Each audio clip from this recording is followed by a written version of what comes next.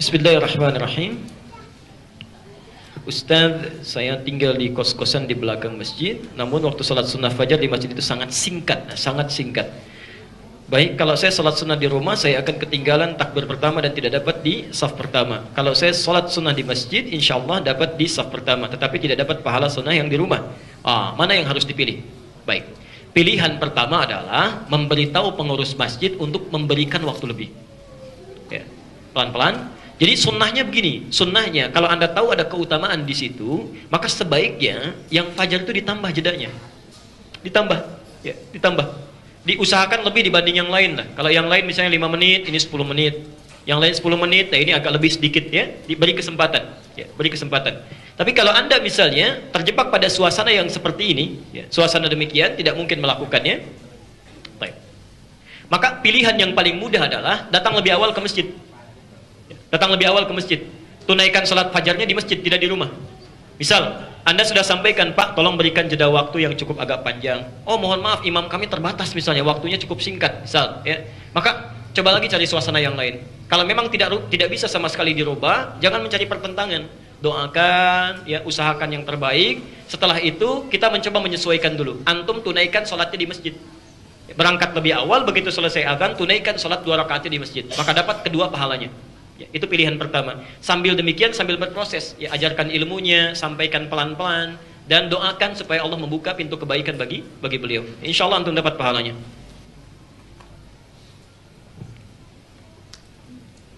Agak banyak ya. Sebentar.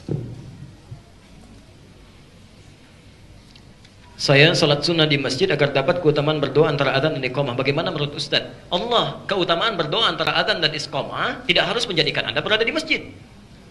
Ya, tidak harus menjadikan Anda berada di masjid. Karena saat Anda berada di rumah pun setelah Anda menunaikan salat, Anda bisa berdoa. Di jalan Anda bisa berdoa. Ya, Masya Allah, saat sambil melangkah Anda bisa istighfar, Anda bisa berdoa. Masya Allah, itu luar biasa. Ya, tidak harus misalnya saya memilih ke masjid saja sementara sunnah Nabinya di rumah. Kalau memang rumah Anda dekat dengan masjid dan iqamah pun terdengar, itu lebih baik di rumah. Ya. Makanya Nabi saat iqamah dikumandangkan baru beliau keluar. Ya. Nah, Anda jadi ini tidak menjadi alasan yang kuat untuk menjadikan sholat sunnah dilakukan di masjid saat rumahnya dekat dengan masjid. Ya. Silahkan setelah sholat Anda berdoa, bisa dalam jalannya, bisa saat datangnya dan sebagainya. Ya. Dan Masya Allah, Allah bisa berkenan mengabulkan sebelum Anda mohonkan. Baik. Perhatikan kalimatnya, dalilnya Quran surah ketiga Ali Imran ayat 31. Tadi sudah saya bacakan. Ada orang yang sebelum minta sudah dikabulkan. Siapa mereka? Saya ulang. Ada orang yang sebelum minta sudah dikabulkan. Siapa mereka? Yang dicintai oleh Allah. Ya, dan diampuni dosanya.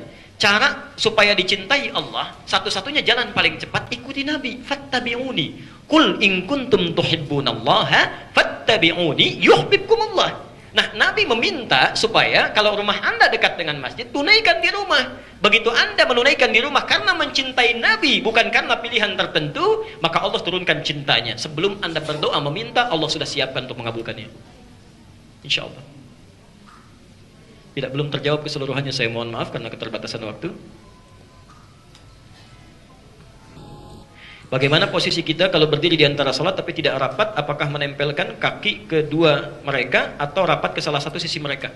Jadi maksudnya sudah berdiri, sampingnya nggak rapat ya, terkena penyakit kurang rapat. Jadi begitu digeser, geser lagi, geser lagi, ya, terus sampai ke tembok demikian. Baik. Yang demikian, pertama yang dilakukan adalah bersikap dengan bijak, berdakwah dengan lembut. Kalau Anda melihat seseorang belum bisa menunaikan apa yang telah kita ketahui, berpikir positif dulu, barangkali belum tahu ilmunya. Ya, sifat yang belum tahu bukan dicela, bukan dipersoalkan, tapi didoakan dan diberikan pengetahuan. Beritahu. Yang tidak tahu itu bukan dimarahi, diberitahu. Ya. Misal, apa hukumnya para lelaki yang tidak pernah mau ke masjid? Di sholatnya nggak pernah ke masjid, apa hukumnya? Bapak punya tetangga, ya, nggak pernah mau ke masjid, ya, apa hukumnya? Hukumnya ajak dia ke masjid. Ya, jangan dihukumi dulu, oh itu tidak boleh, haram, dosa, ini. Anda akan ditanya, justru saya titipkan kata Allah, dia di samping kamu bertetangga supaya kamu ajak dia ke masjid. Kenapa kamu sibuk mencelanya dan tidak mengajaknya? Ya, kadang-kadang fikih dakwah itu harus lebih diutamakan daripada fikih muamalah atau fikih hukum. Ya, jelas sampai sini? Baik. Maka yang demikian satu cara untuk membetulkannya, jangan anda, tapi ke imam, Di sebelum sholat dekati imamnya, Ustadz mohon maaf, ada kebiasaan kadang-kadang belum rapat karena Ustadz posisi imam, barangkali lebih mudah untuk mengingatkan. Ya.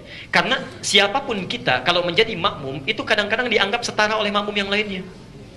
Jadi begitu anda ingin luruskan, Pak, tolong hadis nabinya supaya rapat. Hadis nabi? Siapa kamu? Saya ini udah 20 tahun di masjid ini, kamu baru datang, baru lihat. Padahal masjidnya baru 15 tahun dibangun itu. Orangnya udah tinggi duluan. Nah, itu ya. Jadi lewat imam. Kalau imam sudah menyampaikan, makmum mudah mengingatkannya. Pak, tadi kata imam harus rapat, saya yang merapatkan ke bapak atau bapak yang geser ke sini? Ah, biar saja bapak yang geser ke adik, ya gampang. Ya, jelas sampai sini ya? Baik. Nah, kalau anda sudah berusaha merapatkan, orangnya tidak mau rapat, maka malaikat yang mengisi safnya. Dan orang itu diputus, terpisah dari jemaah. Jadi orang itu dihukumi sholat sendirian. Ya, jelas ya? Baik.